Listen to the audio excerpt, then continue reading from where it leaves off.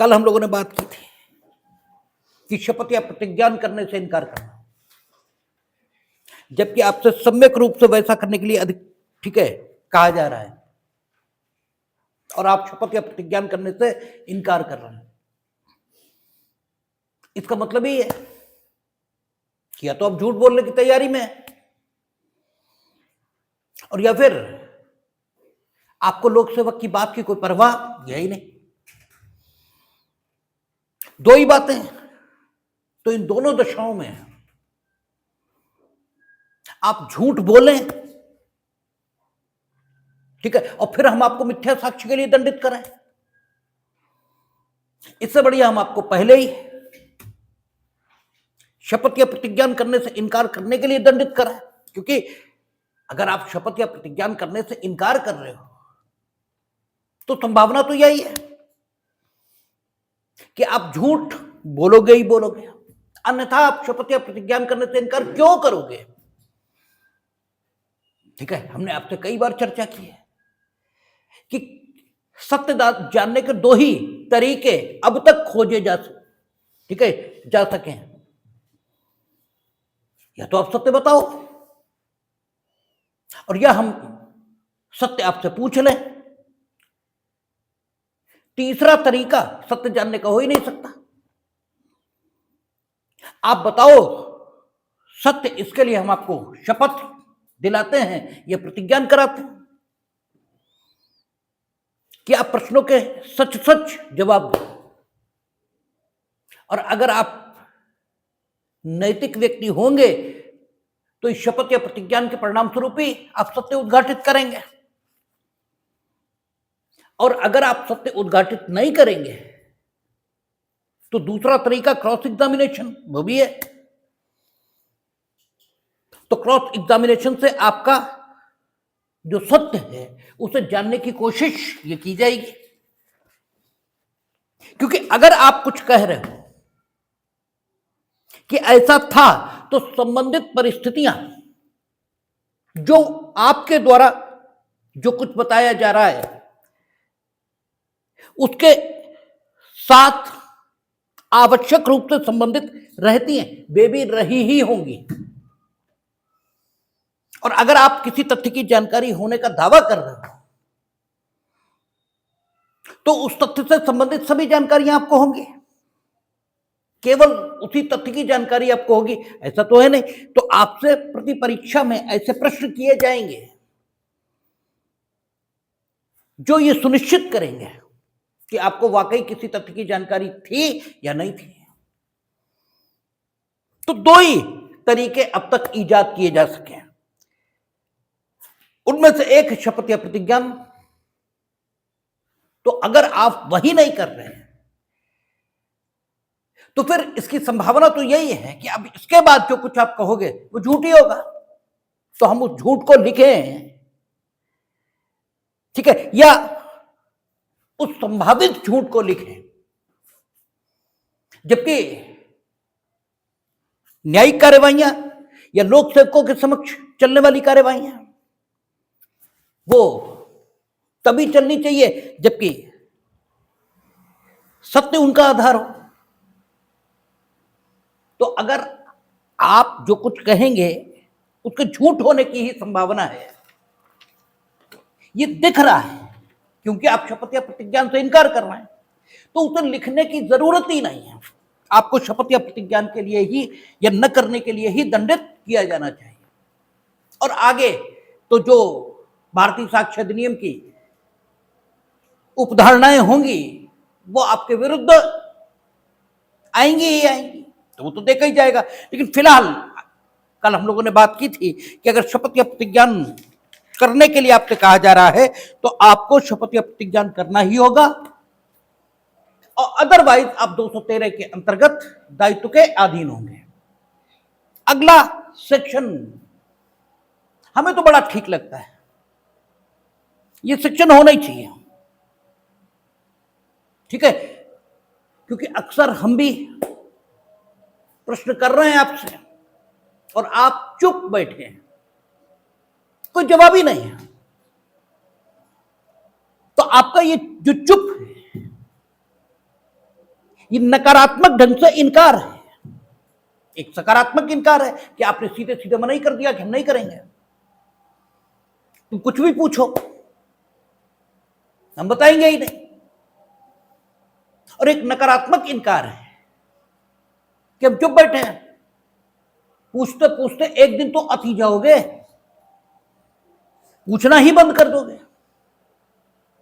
ठीक है, तो चूंकि यहां ऐसा कोई अधिकारी नहीं है कि अगर प्रश्न पूछने पर उत्तर देने से आप इनकार कर रहे हो तो कुछ दंडित किया जा सके,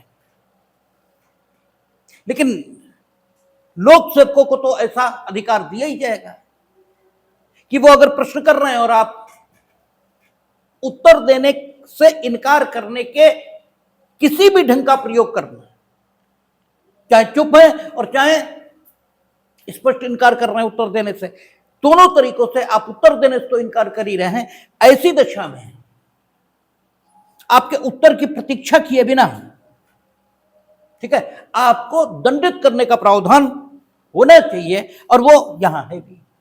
कहता जो कोई किसी लोक सेवक से किसी विषय पर सत्य कथन करने के लिए वैध रूप से आबद्ध होते हुए, ऐसे लोक सेवक की वैध शक्तियों के प्रयोग में उस लोक सेवक द्वारा उस विषय के बारे में उससे पूछे गए किसी प्रश्न का उत्तर देने से इनकार करेगा, यानी वैध रूप से आप आबद्ध हैं। कानून आपसे अपेक्षा करता है कि आप न सिर्फ उत्तर देंगे बल्कि सत्य उत्तर भी देंगे। उत्तर मिथ्या हो भी नहीं सकता, इसलिए सत्य उत्तर देंगे ये कहने की जरूरत भी नहीं है। लेकिन क्रिमिनल लॉ बात को बहुत क्लियर रखता है, इसलिए यहां उन्होंने लिख दिया कि वैध रूप से आप उत्तर देने के लिए न सिर्फ आबद्ध हैं बल्कि सत्य उत्तर देने के लिए आबद्ध हैं। ये स्थिति आपने बीएनएसएस में देखी है, जब अंतर्गत धारा 180 अन्वेषण के दौरान पुलिस अधिकारी आपसे जिस अपराध का वो अन्वेषण कर रहा है उसके संबंध में प्रश्न करेगा तो आप उसका सत्य उत्तर देने के लिए आबद्ध हैं। और इवन वहां अभियुक्त भी सत्य उत्तर देने के लिए आबद्ध है, यद्यपि ऐसे प्रश्न जिनके उत्तर उसे किसी शास्त्र के अधीन करेंगे या उसे किसी समर्पण इसके अधीन कर देंगे, उनके उत्तर न देने के लिए वो अधिकृत है, न देने के लिए अधिकृत है, लेकिन असत्य उत्तर देने के लिए वो अधिकृत नहीं है। यदि उत्तर देगा अपनी इच्छा से तो फिर सत्य ही देना पड़ेगा, ठीक है ना। आप चुप रहिए, कुछ मत कहिए, बोलिए ही मत, आपको अनुच्छेद 20(3) का संरक्षण हासिल है, बोलने की कोई जरूरत नहीं। लेकिन अगर आप उत्तर देंगे तो आप वैध रूप से वहां आबद्ध हैं कि सत्य कथन करेंगे, और अभियुक्त के अतिरिक्त वो जिन व्यक्तियों से संबंधित अपराध के अन्वेषण के दौरान प्रश्न करेगा उन्हें तो सत्य उत्तर देने ही है। वहां लिखा हुआ है 180 में कि अन्वेषण के दौरान क्या करेगा अन्वेषण अधिकारी, उन व्यक्तियों से जिनके बारे में उसका विश्वास है कि वे उस अपराध के बारे में जानकारी रखते हैं जो उसके द्वारा अन्वेषण के अधीन है, तो वो उन व्यक्तियों से उनकी जानकारी के संबंध में प्रश्न कर सकता है। और अगर वो ऐसा करता है तो सारे व्यक्ति वैध रूप से आबद्ध होंगे कि वे उसके प्रश्नों का सही उत्तर दें। तो अगर नहीं देंगे तो सेक्शन 214 ये एप्लीकेबल हो सकता है। उदाहरण सिर्फ बीएनएसएस का इसलिए दिया क्योंकि वो आपको बताई गई है, हालांकि उसमें से कुछ भी आपको याद है, ऐसा आपके चेहरे नहीं बता रहे, तो वो कोई नई बात नहीं, वो तो होता ही रहता है, ठीक है, और होता ही रहेगा। तो इस आधार पर रुका तो नहीं जा सकता, तो स्थिति तो यही रहने वाली है। तो खैर बीएनएसएस का उदाहरण हमने इसीलिए दिया, लेकिन अन्य अधिनियम भी ऐसे हो सकते हैं जहां आपको वैध रूप से आबद्ध किया गया हो कि आप लोक सेवक के प्रश्न का सत्य उत्तर देंगे। और यदि आप कहीं विधि द्वारा आबद्ध हैं तो आप सत्य उत्तर देंगे, अदरवाइज उत्तर न देने का जो परिणाम हो सकता है उस दशा और उस गति को प्राप्त हो जाएंगे। ठीक है, तो 215 कथन पर हस्ताक्षर करने से इनकार। ठीक है, ये भी खूब पढ़े लिखे लोग करते हैं जो तथाकथित रूप से अदालतों में पढ़े लिखे लोग गवाही में आ जाते हैं। हालांकि ये सेक्शन सिर्फ अदालत को लागू होगा ऐसा नहीं लिखा है, सीधे करा जो कोई अपने द्वारा किए गए किसी कथन पर हस्ताक्षर करने को ऐसे लोक सेवक द्वारा अपेक्षा किए जाने पर जो उससे यह अपेक्षा करने के लिए वैध रूप से सक्षम हो, वह उस कथन पर हस्ताक्षर करे, उस कथन पर हस्ताक्षर करने से इनकार करेगा वह सादा कारावास से। वो तो पब्लिक सर्वेंट शब्द का उपयोग किया है।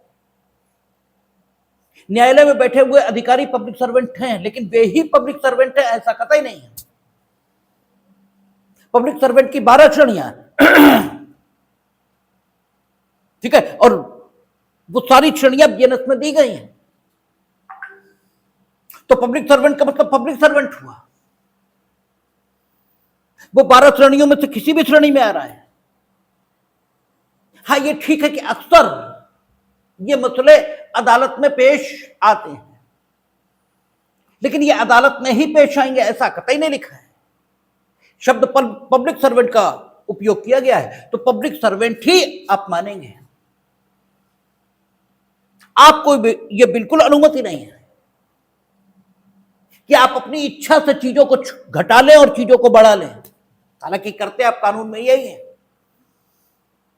ठीक है, सुबह भी हम चर्चा कर रहे थे कि जैसे राज्य की नीति के निर्देशक तत्वों का फंडामेंटल राइट से संबंध आपसे पूछा जाता है, बड़ा उछल के हाथ उठाकर आप तुरंत ये बताते हैं कि सब फंडामेंटल राइट प्रिवेल करते हैं, direct principle of the state policy, उनकी तो कोई वैल्यू ही वक्त नहीं है। जबकि सही स्थिति ये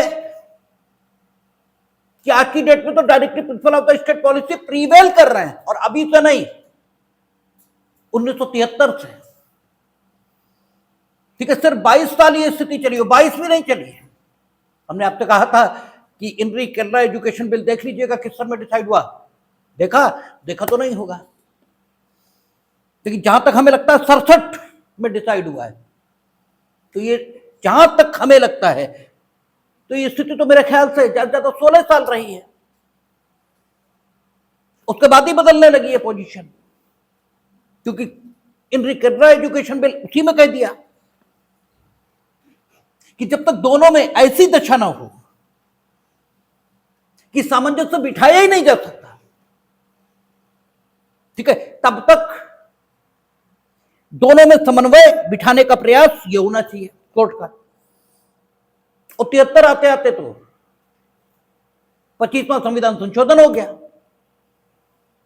और उसमें direct principle of the state policy prevail करने लगे, 31C आ गया, और तब से लेकर आज तक 31C है। 42वां संविधान संशोधन हो गया। अगर मिनर्वा मिल इसमें उसे असंवैधानिक घोषित न किया होता उस पार्ट को, ठीक है, जो 31C में जोड़ा गया है, उतने पार्ट को अगर अनकॉन्स्टिट्यूशनल घोषित न किया होता बेसिक स्ट्रक्चर के अगेंस्ट होने के आधार पर, तो सारे directive principle of the state policy fundamental right पर प्रीवेल करने लगे होते। पोजीशन ये है, ठीक है। लेकिन आप 1951 में जो कहा है कोर्ट ने, ठीक है, उसे ही लिए बैठे। तो आपकी स्थिति क्या है उससे मतलब नहीं है।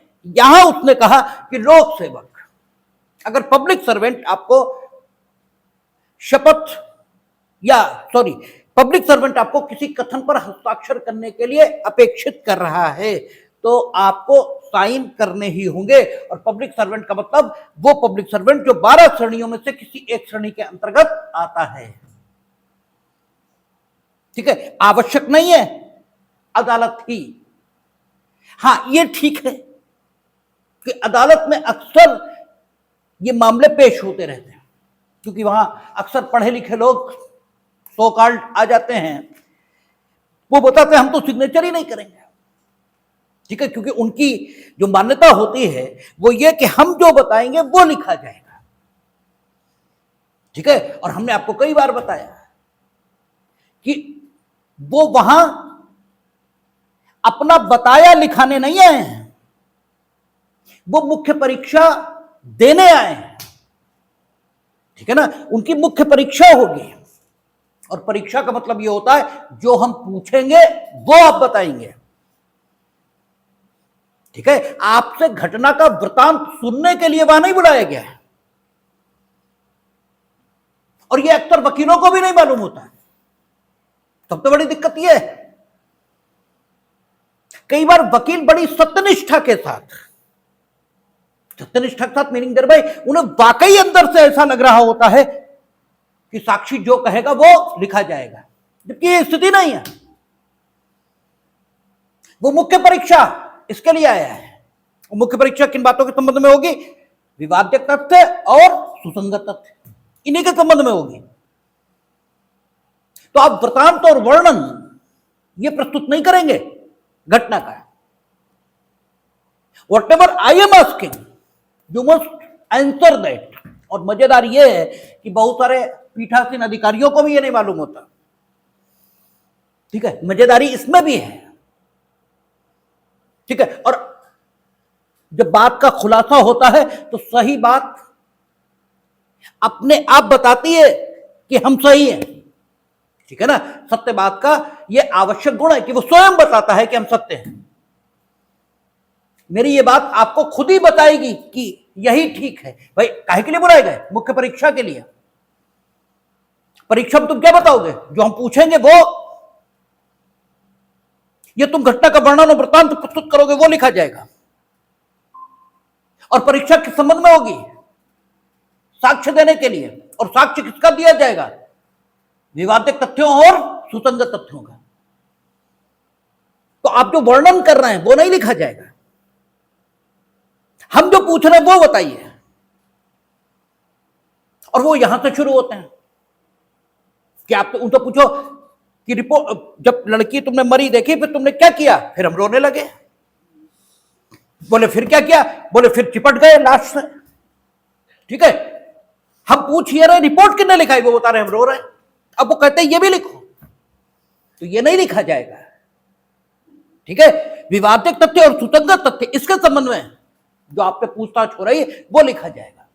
अब जब ऐसा नहीं लिखा जाता है तो जो पढ़े लिखे आते हैं वो कहते हम तो दुष्कृति नहीं करेंगे।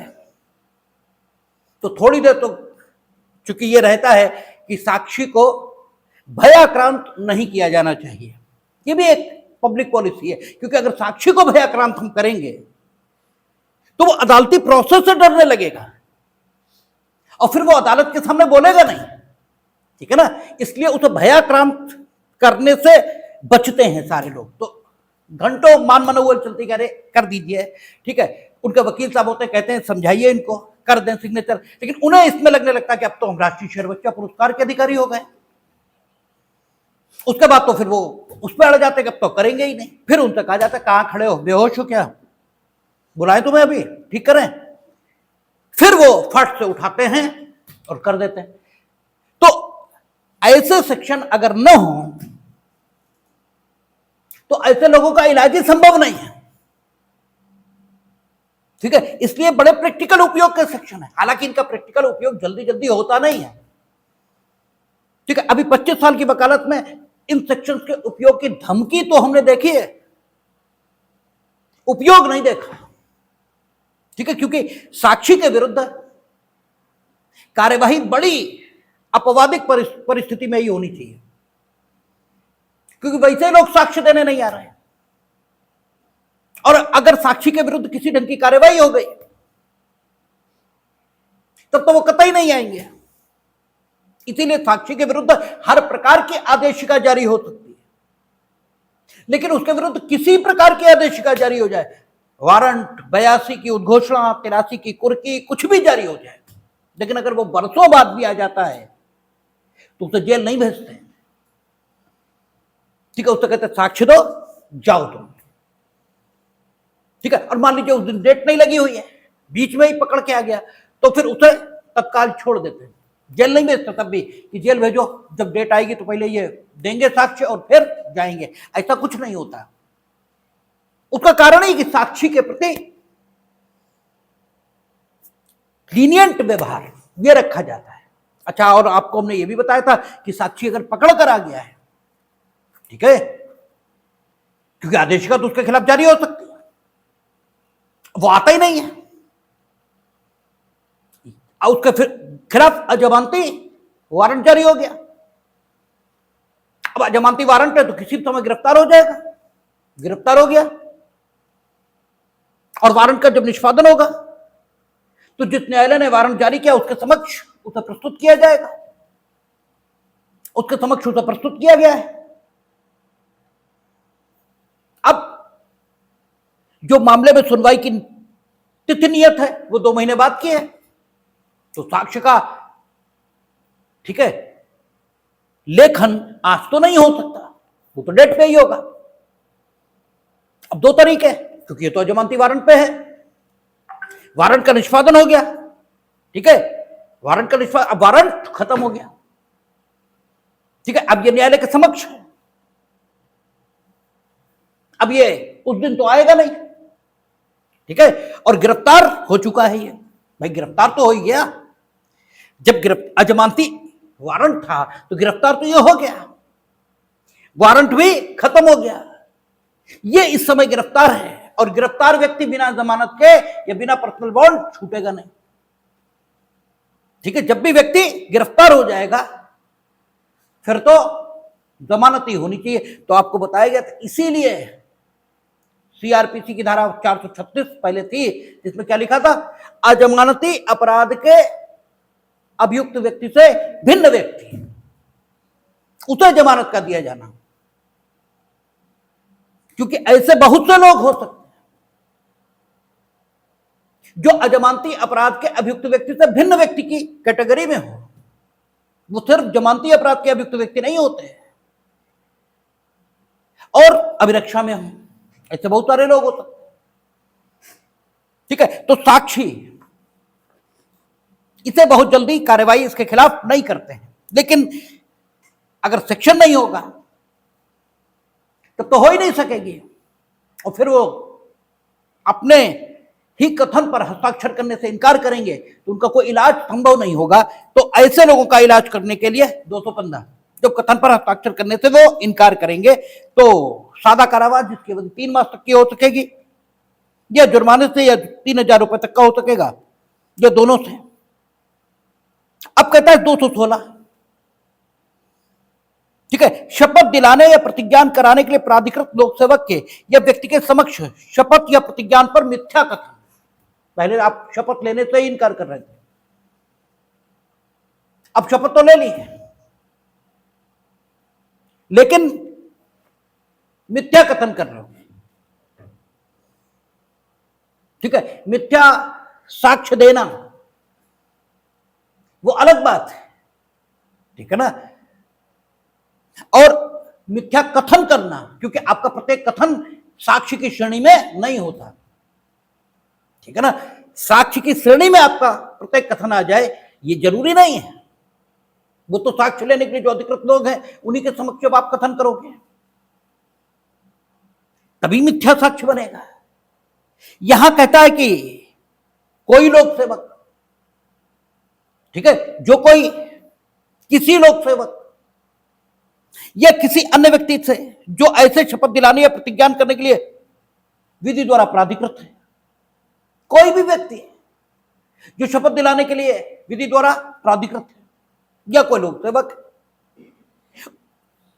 उसके समक्ष किसी विषय पर सत्य करने कथन करने के लिए आप शपथ या प्रतिज्ञान इसके द्वारा वैध रूप से आबद्ध होते हुए ऐसे लोक सेवक या यथापूर्वक अन्य व्यक्ति से उस विषय के संबंध में कोई ऐसा कथन करेगा जो मिथ्या है या जिसके मिथ्या होने का या तो उसे ज्ञान है या विश्वास है, या जिसके सत्य होने का उसे विश्वास नहीं, ठीक है, आपको उसके असत्य होने का ज्ञान तो नहीं है लेकिन सत्य होने का विश्वास भी नहीं है, तो दोनों में से किसी बात के कारावास जिसकी अवधि 3 वर्ष तक की हो सकेगी, तो ये भी कोई ऐसी चीज नहीं है। फिर कहता है 217, ये पूर्व की जो आईपीसी थी वो धारा 182 कहलाती थी। कहता जो कोई किसी लोक सेवक कोई ऐसी इत्तला जिसके मिथ्या होने का उसे ज्ञान है या विश्वास है, इस आशय से देगा कि वह लोक सेवक वह उस लोक सेवक को प्रेरित करे, या यह संभाव्य जानते हुए देगा कि वह उसको तद द्वारा प्रेरित करेगा कि वह लोक सेवक कोई ऐसी बात करे या करने का लोप करे जिसे वह लोक सेवक, यदि उसे इस संबंध में जिसके बारे में उसे इत्तला दी गई है तथ्यों की सही स्थिति का पता होता तो न करता या न करने का लोप न करता, अथवा ऐसे लोक सेवक की विधिपूर्ण शक्ति का उपयोग करे जिस उपयोग से किसी व्यक्ति को क्षति हो या क्षोभ हो। ये अक्सर झूठी एफआईआर लिखाने पर उपयोग में आने वाली धारा है। ठीक है, जब आप झूठी एफआईआर लिखाते हैं, आपको खूब मालूम है कि कोई अपराध नहीं हुआ, ठीक है, ये आपको खूब मालूम है, लेकिन इसके बाद भी आप एफआईआर दर्ज करा रहे हैं। और जब एफआईआर दर्ज करा रहे तो डेफिनेटली आपका आशय यही है कि लोक सेवक स्वयं में निहित विधिपूर्ण शक्तियों का प्रयोग करें, ठीक है, और किसी व्यक्ति को क्षति, बाधा या क्षोभ, यानी ये क्षति या क्षोभ कारित करें, यही आपका आशय है। ठीक है, और अगर लोक सेवक को तथ्यों की सही स्थिति का पता हो कि आप झूठ कह रहे हो तो वो कभी एफआईआर दर्ज ही नहीं करेगा। ठीक है, यानी स्वयं में निहित विधिपूर्ण शक्ति का प्रयोग नहीं करेगा। तो जब भी आप एफआईआर लिखाते हैं झूठी, और विवेचना से, अन्वेषण से यह स्थापित होता है कि कोई अपराध हुआ ही नहीं था, दो बातें हो सकती, अपराध हुआ किंतु अपराधी का पता नहीं लगा। ठीक है, अपराध तो हुआ, किन्हीं 3 लोगों ने किया, वो 3 लोग कौन थे आइडेंटिफाई नहीं हुआ। ठीक है, तो जब आइडेंटिफाई नहीं हुआ तो चार्जशीट किसके विरुद्ध है, आरोप पत्र किसके विरुद्ध है, यानी पुलिस रिपोर्ट किसके खिलाफ भेजी जाए और विचारण किसका हो। ठीक है, तो ऐसी दशा में जो पुलिस रिपोर्ट सक्षम न्यायालय को भेजी जाती है या संबंधित न्यायालय को भेजी जाती है उसे आप क्या बोलते हैं, एफआर, यानी फाइनल रिपोर्ट। ठीक है, कुछ तय नहीं हो पाया कि अपराध हुआ या नहीं हुआ, क्योंकि अपराध होने के संबंध में जो महत्वपूर्ण साक्षी हो सकते थे वो तो मर गए। ठीक है, कुछ स्थापित ही नहीं हो पाया कि अपराध हुआ या नहीं हुआ। ठीक है, अब भी अंतिम रिपोर्ट यानी फाइनल रिपोर्ट आएगी, अन्वेषण हुआ, यह स्थापित हो गया कि अपराध हुआ ही नहीं, कुछ हुआ ही नहीं, फालतू एफआईआर लिखा दी। अब मामला 182 का बन रहा है। ठीक है, यह आपका 217 का बन रहा है। ठीक है, यह स्थापित हुआ कि संदेह करने के कि अपराध हुआ है, युक्ति संगत आधार मौजूद थे, इसलिए एफआईआर निकाली गई। और बाद में अन्वेषण से पता लगा कि संदेह निराधार था। ठीक है ना, अपराध नहीं हुआ, कोई 217 नहीं बन रही। ठीक है, क्योंकि आपने जो सूचना दी थी लोक सेवक को वो इसलिए नहीं दी थी कि आप पूरी तरह जानते थे कि जो इंफॉर्मेशन आप देने जा रहे हैं वो पूरी तरह झूठ है। ये जानकारी नहीं थी आपकी, आपकी जानकारी ये थी कि हम जो इंफॉर्मेशन देने जा रहे हैं ये सच है, क्योंकि युक्ति संगत आधार संदेह के विद्यमान थे। और युक्ति संगत आधार विद्यमान थे इसका मतलब ऐसा विश्वास करने के उचित आधार मौजूद थे कि अपराध हो सकता है, और ऐसी दशा में आपने यदि इंफॉर्मेशन दी पुलिस को और उसने इन्वेस्टिगेट किया, तो न तो विद्वेषपूर्ण अभियोजन यानी अकृत्य में, ठीक है, क्योंकि भले ही आपके विरुद्ध दांडिक अभियोजन नहीं चल सकता, लेकिन विद्वेषपूर्ण अभियोजन ये भी अकृत्य विधि में बात संसित करके आपसे प्रतिकर वसूला जा सकता है। लेकिन अगर वहां भी युक्ति संगत आधार मौजूद थे ऐसा संदेह करने के कि अपराध हो भी सकता है, और फिर आपने लोक सेवक को सूचना दी और उसने अन्वेषण किया और पता यह लगा कि कुछ नहीं हुआ, हम अन्वेषण के संबंध में उदाहरण देकर समझा रहे हैं, इसका मतलब यह नहीं है कि 182 है, सेक्शन 270 है, ये केवल अन्वेषण के संबंध में ही लागू होगा, ऐसा इसका मतलब बिल्कुल नहीं है। हां, व्यवहारिक तौर पर अक्सर ये सेक्शन झूठी एफआईआर के मामले में उपयोग में आता है, इसलिए हम इसका उदाहरण दे रहे हैं। अदरवाइज तो सीधे लिख रहा है कि आप किसी भी लोक सेवक को कोई मिथ्या सूचना, ठीक है, जिसके सत्य होने का आपको विश्वास ही नहीं, इसलिए दे रहे वो लोक सेवक कुछ करे या कुछ करने से विरत रहे, और वो लोक सेवक कतई नहीं करता वो, या कतई वैसा करने से विरत नहीं रहता यदि आपने वो मिथ्या सूचना न दी होती, या आप किसी भी लोक सेवक को इस आशय से कोई सूचना दे रहे हो जिसका मिथ्या होना आपको पता है कि वो स्वयं में निहित शक्तियों का प्रयोग करे और किसी को क्षति या क्षोभ हो, ठीक है, तो लोक सेवक का मतलब तो 12 श्रेणियों के हुए। लेकिन चूंकि अक्सर ये झूठी एफआईआर के मामले में उपयोग में आने वाला सेक्शन है, इसलिए हम उसकी बात कर रहे हैं। तो युक्ति संगत आधार था और आपने सूचना दी, अन्वेषण से स्थापित हुआ कि कोई अपराध नहीं हुआ, तो कोई दिक्कत की बात नहीं, ना आपको अकृत्य विधि में अभियोजित किया जा सकता है और ना यहां, क्योंकि युक्ति संगत आधार मौजूद थी और इन्वेस्टिगेशन होता ही इसीलिए कि किसी संदेह का निवारण किया जा सके, या अगर वाकई ये पता लगा कि अपराध हुआ ही है तब फिर उसका विचारण किए जाने के लिए आधार है या नहीं, इसे यानी to find out a prima facie case, इसी के लिए अन्वेषण होता है, तो कोई दिक्कत वाली बात नहीं। लेकिन आप शुरुआत से जानते थे कोई मामला नहीं है, फिर भी आपने ऐसा किया, तो फिर आपका 217 में, ठीक है, अभियोजन हो सकता है, और इसके लिए भी संबंधित लोक सेवक के परिवाद पर ही यह होगा जिसे आपने मिथ्या इत्तला दी, ठीक है। यहां जितने अपराध लिखे हैं, अगर हम ऐसा बोल भी गए हो तो भी परिवर्तित आप कर लेंगे, सारे के सारे लोक सेवकों के परिवार पर होंगे। हो सकता है ऐसा न भी हो, जैसे 188 अभी आएगा, जो पहले 188 था, आप सेक्शन बदल गया होगा, वो संबंधित लोक सेवक के परिवार पर नहीं होता। आप इसके लिए 215 बीएनएसएफ या 195 सीआरपीसी देख लेंगे, वहां लिखा हुआ है, ठीक है, कि कौन कौन से अपराध जो इस चैप्टर में हैं वो लोक सेवक के परिवार पर,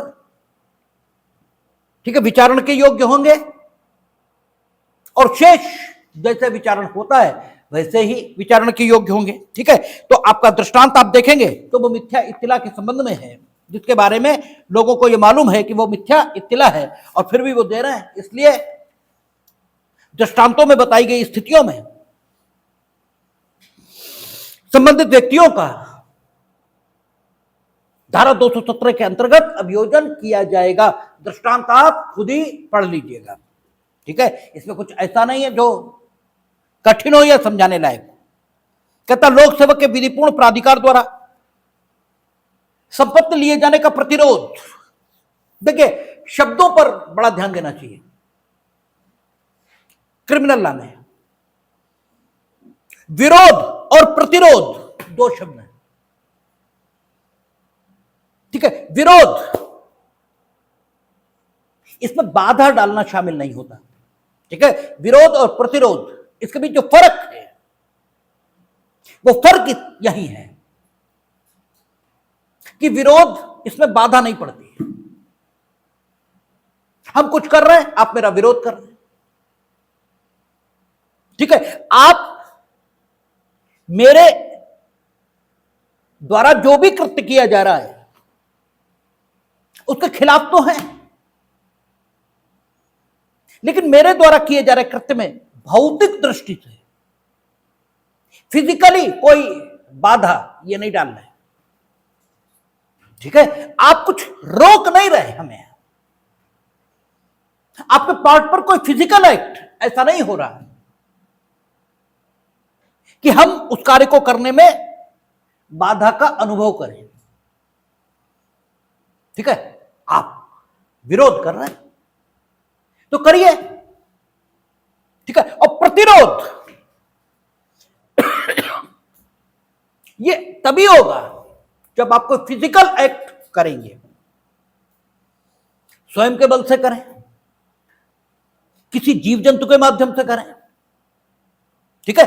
जब तक आपका फिजिकल एक्ट इन्वॉल्व नहीं होता, प्रतिरोध नहीं होता, ठीक है ना।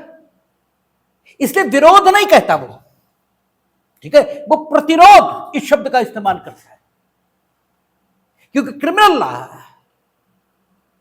न्यूनतम, ठीक है, जो नैतिकता है उसको सुनिश्चित करना चाहता है, ठीक है।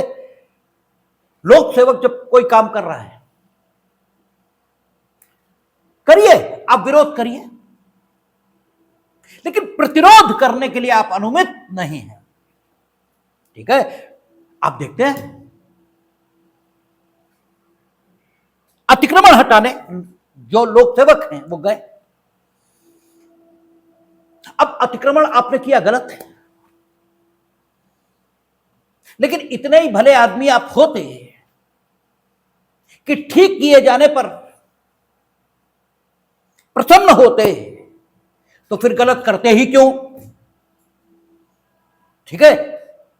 तो भले आदमी तो आप हैं नहीं, ठीक है। तो भले आदमियों जैसी अपेक्षा आपसे किए जाने की कोई, ठीक है, उम्मीद भी नहीं है, इसलिए आपके बेत मारने के लिए पुलिस साथ में लेकर जाया जाता है, क्योंकि उम्मीद यही है कि आप यही करोगे। क्योंकि इतने ही भले होते तो सड़क पर 400 गज जमीन आपके पास थी, लेकिन जब तक 3 गज सड़क की नहीं दबा ली तब तक तो चैन आया ही नहीं, ठीक है। तब तक तो आपकी सारी दुकान, ठीक है, बेकार रही, जब तक सड़क पर 4 सामान नहीं रख लिया। तो इतने भले आदमी तो आप हो नहीं, अगर होते तो फिर ये हरकतें ही ना करते। तो जब अतिक्रमण हटाने जाते हैं तो अक्सर आप देखते हैं विरोध होता है, ठीक है। गाली बक रहे हैं, खड़े दूर,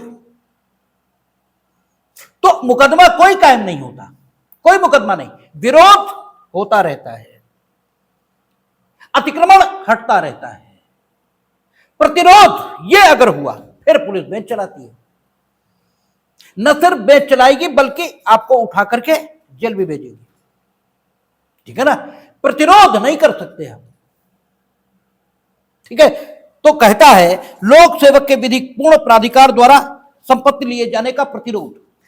हमने अतिक्रमण के संबंध में प्रतिरोध और विरोध बताया, ठीक है ना। वो लेकिन यहां पर अतिक्रमण की बात नहीं की उसने, लेकिन सवाल यह है कि प्रतिरोध और विरोध, इसके बीच जो अंतर है, ठीक है, रेजिस्टेंस ये कहता है अंग्रेजी में, ठीक है ना। रेजिस्टेंस ये आपके पार्ट पर किसी फिजिकल एक्ट को, ठीक है, अनुमित करता है या आपके पार्ट पर किसी फिजिकल एक्ट के किए जाने की संकल्पना, यह इससे जन्म लेती है जब आप प्रतिरोध या रेजिस्टेंस शब्द का इस्तेमाल करते हैं।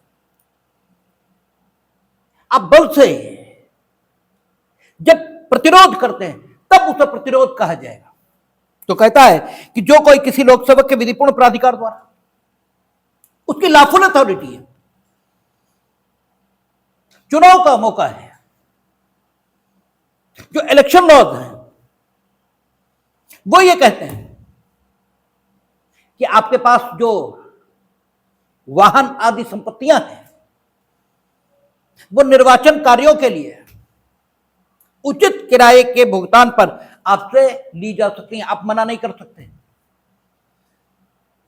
ठीक है। आप ये नहीं कहोगे कि हम किराए पर नहीं देंगे, तो देनी पड़ेंगी, ठीक है। तो अब वो अपने विधिपूर्ण प्राधिकार से आपकी संपत्ति ये ले रहा है। किसी संपत्ति के लिए जाने का प्रतिरोध ये जानते हुए या यह विश्वास करने का कारण रखते हुए करेगा कि वह ऐसा लोक सेवक है, ठीक है, वह दोनों में से किसी बात के कारावास है, ठीक है। आप जान रहे हैं कि वह लोक सेवक है, या ऐसा करने का आपके पास उचित कारण है और वो विधिपूर्ण प्राधिकार के अंतर्गत आपकी संपत्ति को अपने कब्जे में ले रहा है, ठीक है। अब सवाल यह है कि उसे सद्भाव पूर्वक ये गलत विश्वास है कि हमें ये लॉफुल अथॉरिटी है कि हम इनकी संपत्ति ले लें, और वो संपत्ति ले रहा है, क्या तब आपको प्रतिरोध का अधिकार है? उसका सद्भाव पूर्वक विश्वास ये है। तो अब तक मेरा मत ये था कि ऐसी दशा में आपको नहीं होना चाहिए, क्योंकि क्रिमिनल लॉ लिटरल बात करता है, लेकिन हम किताब देख रहे थे तो उच्चतम न्यायालय ने कहा है कि अगर उसे सद्भाव पूर्वक ये विश्वास है, ठीक है, कि हम ये संपत्ति लेने के लिए अधिकृत है, लोक सेवक को सद्भाव पूर्वक ये विश्वास है। सद्भाव पूर्वक का मतलब ये हुआ कि सम्यक सतर्कता और सम्यक सावधानी के साथ उसने अपने प्राधिकार की जांच की है, ठीक है ना, और फिर भी उसे अपने प्राधिकार की गलती का पता नहीं लगा, ठीक है। तो वो सद्भाव पूर्वक ये विश्वास करता है कि उसे विधिपूर्ण प्राधिकार है अमुक संपत्ति को अपने कब्जे में ले लेने का। ये एक बात हुई। और संपत्ति का कब्जा लिया जाना सर्वथा न्यायानुमत नहीं है, ये दूसरी बात हुई। सर्वथा न्यायानुमत नहीं है संपत्ति का कब्जा लिया जाना, ये दूसरी स्थिति है, क्योंकि अब उसके पास कब्जे में लेने के लिए जो ऑर्डर्स हैं वो त्रुटिपूर्ण हैं, ठीक है। ये अलग स्थिति है और ये अलग स्थिति है। यहां सद्भाव पूर्वक विश्वास कर रहा है, सब कुछ ठीक है, ऐसा विश्वास उसे सद्भाव पूर्वक है। तो उन्होंने कहा अगर सद्भाव पूर्वक विश्वास है उसे और फिर वो विधिपूर्ण प्राधिकार ले रहा है संपत्ति को और आप प्रतिरोध कर रहे हैं, तो आप इस धारा के दोषी होंगे। उसका काम सर्वथा न्यायानुमत नहीं है, ठीक है। तो आप प्रतिरोध कर सकते हैं, लेकिन अपने रिस्क पर, ठीक है, अपने रिस्क पर, क्योंकि राइट टू सेल्फ डिफेंस आपको 37 के मुताबिक या 99 के मुताबिक हो सकता न मिले, ठीक है। अर्थात उसे उसका काम सर्वथा न्यायानुमत नहीं था, तो आप उस सीमा तक ही बल प्रयोग करें जो उसके ऊपर किसी हमले आदि के अपराध को जन्म न दे। और अगर दिया, यानी आप जितना विरोध करने के लिए अनुमित होंगे उससे आगे आपने विरोध करना शुरू किया, तो हो सकता है आप अपराध की सीमा को छू जाएं और उस दशा में आपको राइट टू सेल्फ डिफेंस तो होगा नहीं। इससे बेहतर यही है कि लोक सेवक अगर, ठीक है, ऐसा दिख रहा है कि विधिपूर्ण प्राधिकार के अंतर्गत संपत्ति को ले रहा है, तो आप विरोध ये भले ही करें लेकिन प्रतिरोध बिल्कुल ना करें, ठीक है। और विरोध और प्रतिरोध इसके बीच एक फर्क है, ठीक है। तो आगे कहता है लोक सेवक के प्राधिकार द्वारा विक्रय के लिए प्रस्थापित की गई संपत्ति के विक्रय में बाधा उपस्थित करना, ठीक है। बाधा बल द्वारा, उपस्थित की जा सकती है और बिना बल प्रयोग के भी उपस्थित की जा सकती है। कोई जरूरी नहीं है कि बाधा बल प्रयोग से ही स्थापित होगी। बाधा उपस्थित करना, सिर्फ इतना ही कहा उसने कहा कि जो कोई किसी ऐसी संपत्ति के विक्रय में जो ऐसे लोक सेवक के नाते किसी लोक सेवक के विधिपूर्ण प्राधिकार द्वारा विक्रय के लिए प्रस्थापित की गई, साक्ष्य बाधा डालेगा। बाधा पड़ गई कोई दिक्कत नहीं, क्योंकि अपराध कभी भी दुर्घटना से जन्म लेता ही नहीं। अपराध तो उसने आईपीसी या बीएनएस जब शुरू की तभी कह दिया कि काहे से जन्म लेगा, कृत्य या लोक से। ठीक है, और कृत्य हमेशा आशयपूर्ण है। ठीक है, जब तक आप आशयपूर्वक कोई कृत्य नहीं करते हैं, ठीक है, तब तक कृत्य होता ही नहीं। ठीक है, तब तक कृत्य होता ही नहीं।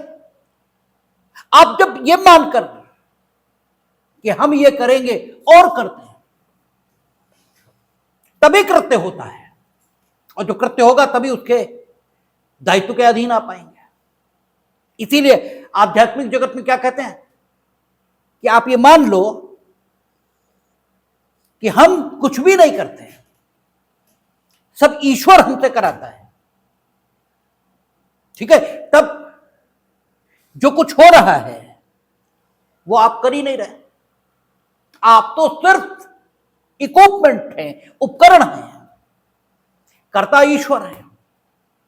ठीक है, हम कर्ता हैं ही नहीं, और जब कर्ता हैं ही नहीं हम, ठीक है, हम कौन हो गए, अकर्ता।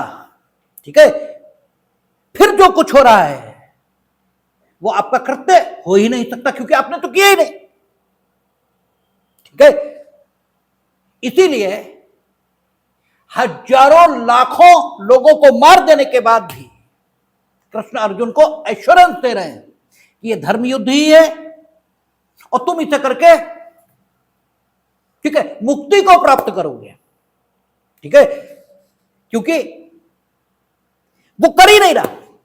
तो कृत्य की तो डेफिनेशन ही है कि जब तक आप नहीं करोगे तब तक कृत्य होगा ही नहीं।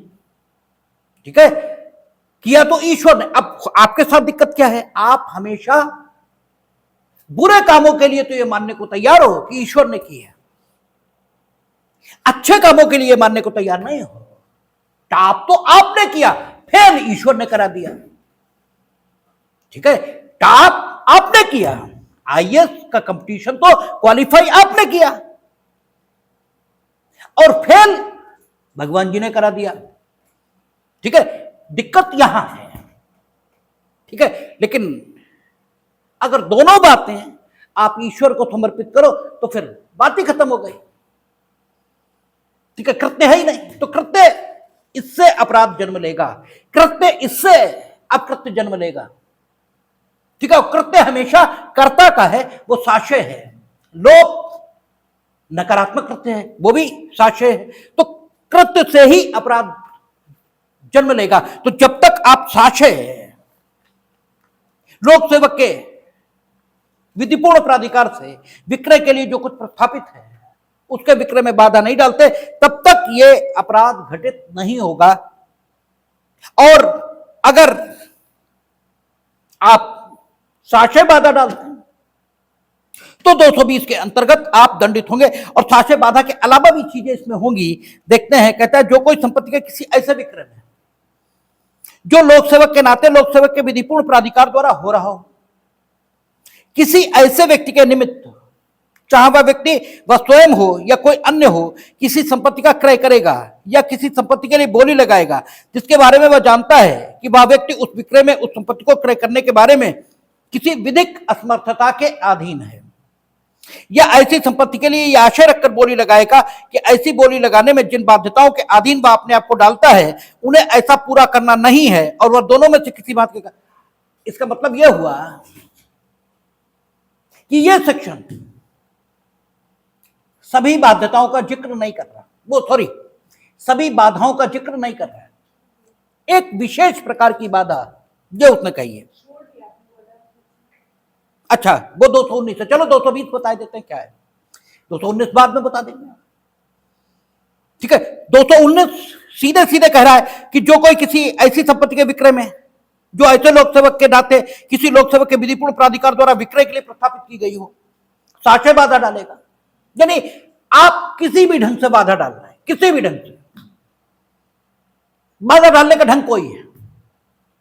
वहां लाउड स्पीकर लगाया गया बोली लगाने के लिए, वही तार काट दिए, कुत्ते दौड़ा दिए, ठीक है, तब वहां जो बोली लगा रहे भाग ही गए, ठीक है, कुछ भी कर दिया और बाधा आपने डाली है। बाधा पड़ी नहीं पड़ी इससे मतलब नहीं है, आपने बाधा डाली, बात खत्म हो गई, ठीक है, और साक्ष्य डाली तो 219 और 220 में बाधाओं का एक विशेष प्रकार।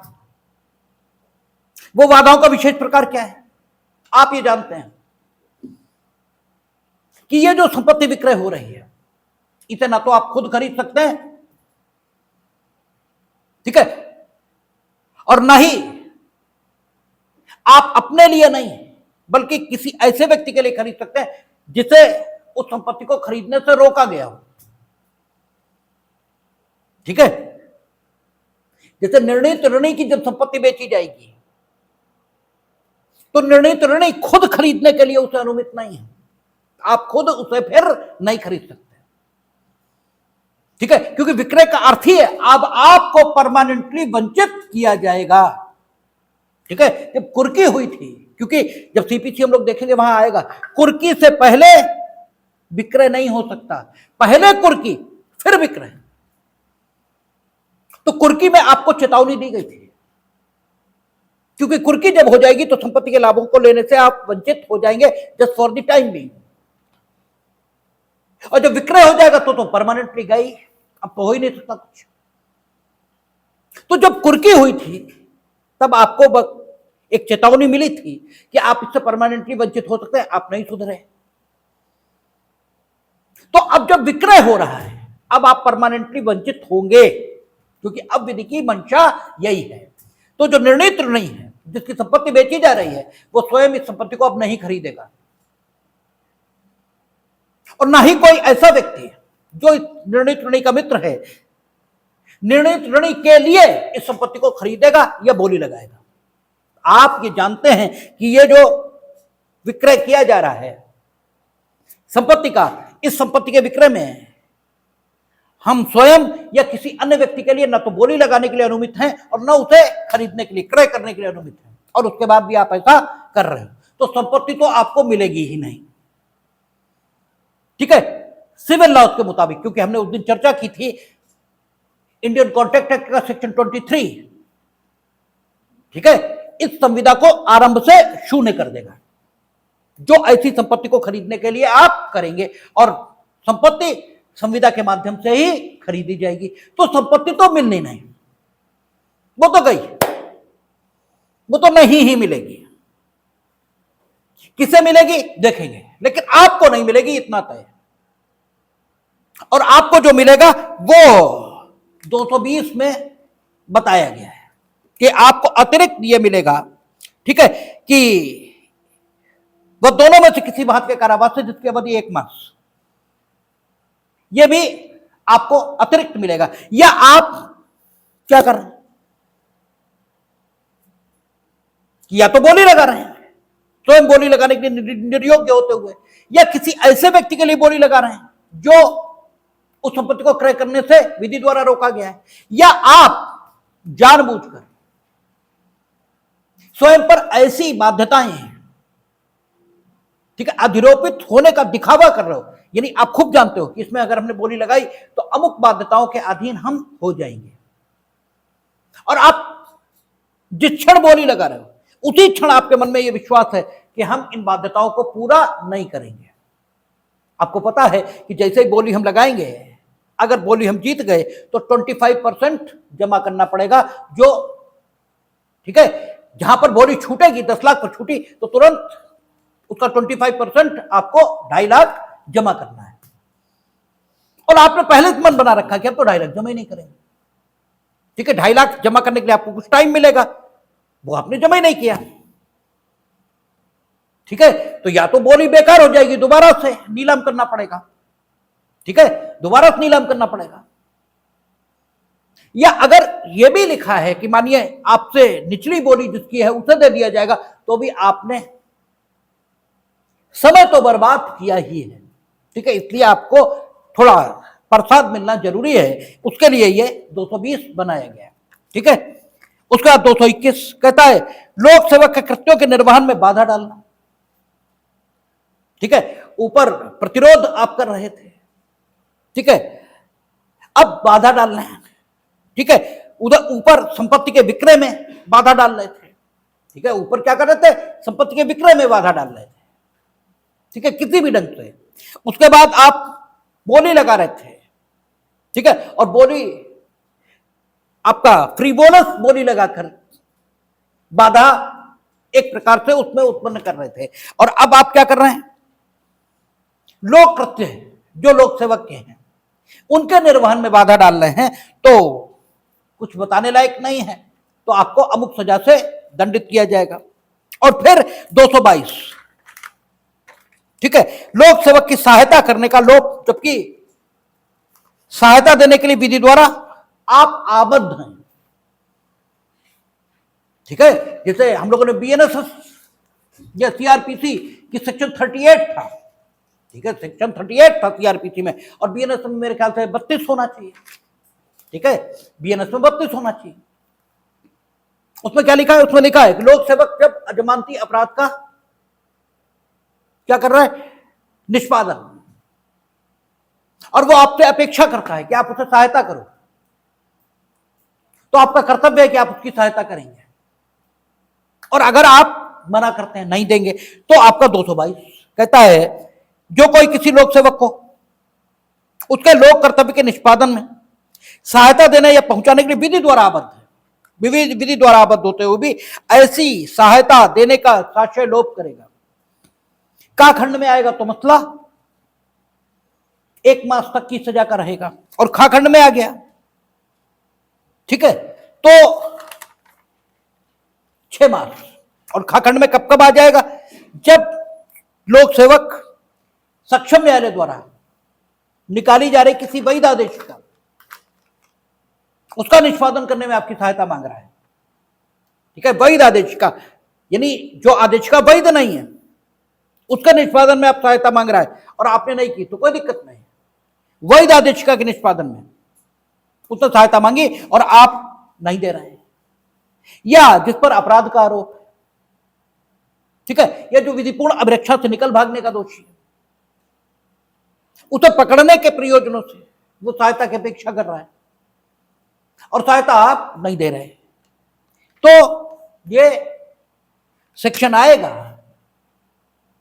और इसमें आप दंडित होंगे।